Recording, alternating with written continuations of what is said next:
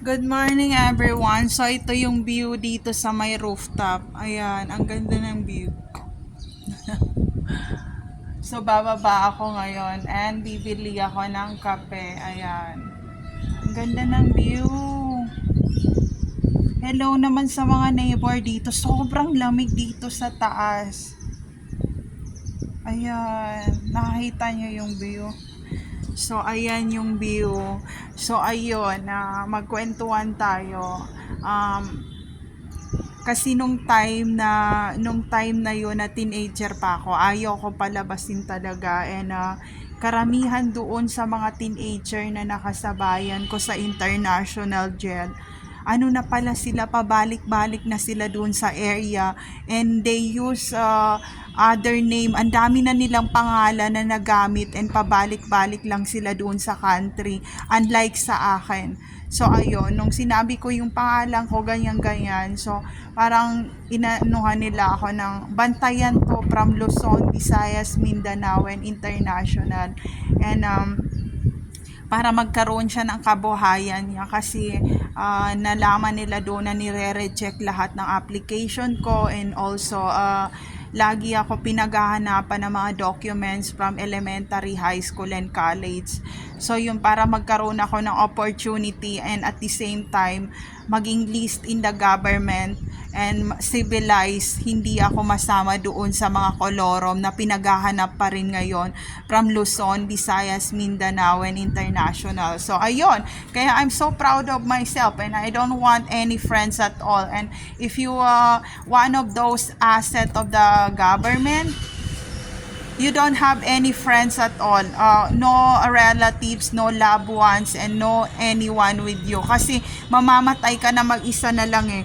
Hindi mo alam kung kailan ka sasaktan, and nangyari na yan nung sa refugee talaga na kumbaga hindi maliit ang pagtingin nila sa amin, pero nagagalit sila na napapasukan ng government asset yung kanilang country, kaya sila nanggigigil talaga. So ayun, and also dahil kami naman na parang ginawang asset naman, naiinis din kami kasi nga sila yung mga corrupt at mga sinungaling at magnanakaw sa bayan, kaya parang lumalaki lang ang mata namin, ganun-ganon, and gusto na namin maggulpihan. And ang yung pinakamalaking gulpi talaga itong pag-uwi ko, na 3 days akong pabalik-balik sa airport dahil sinabi nung isang personnel na bigyan kami ng baril at sumo wrestler kami nung personnel na babae. And sabi ko, sige, alika dito,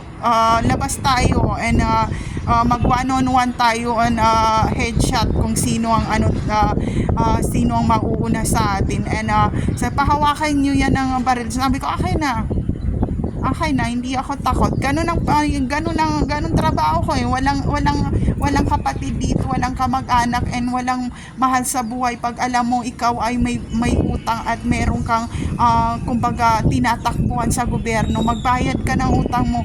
Huwag masyadong sinungaling, gahaman at tarantado at magnanakaw. Kaya wag ako. Pag nakwelyuhan ko kayo ewan ko na lang. So ito yung view dito.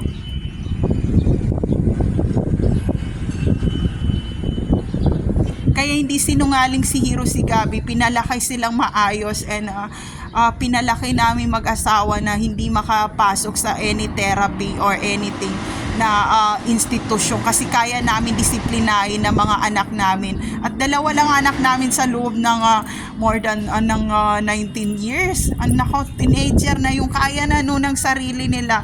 So eto, dito ako lalabas kasi tinitingnan ko naman yung mga basura dito, ganyan-ganyan. Kasi meron mga nagtatapon dito na mga kumbaga reusable pa, and also hindi naman dapat itapon. Siguro may depression tong si ateng or si kuya na to, na laging nagtatapon, and hindi nila alam kung anong nangyayari. Kasi dumaan din ako sa depression eh.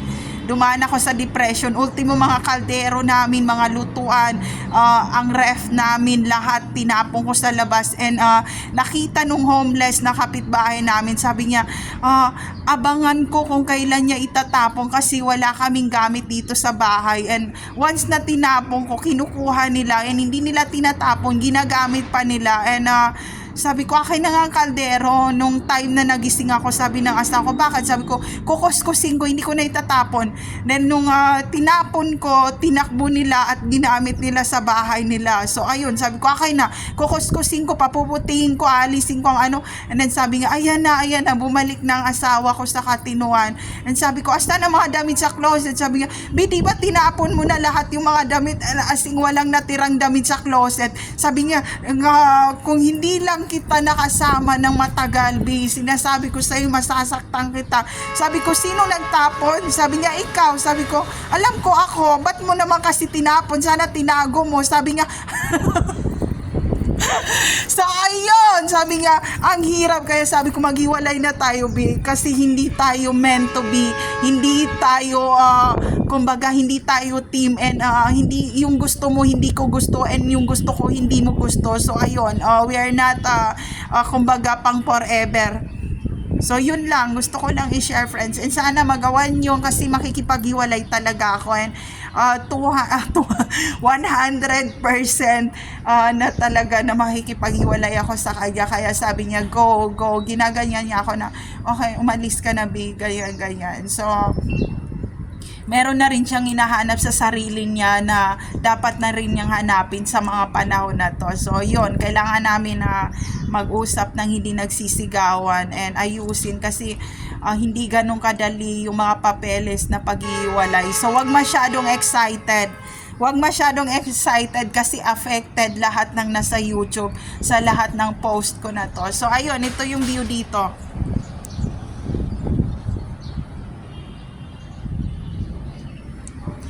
Okay, there's no safe place to all targeted individual out there. Take care always, everyone.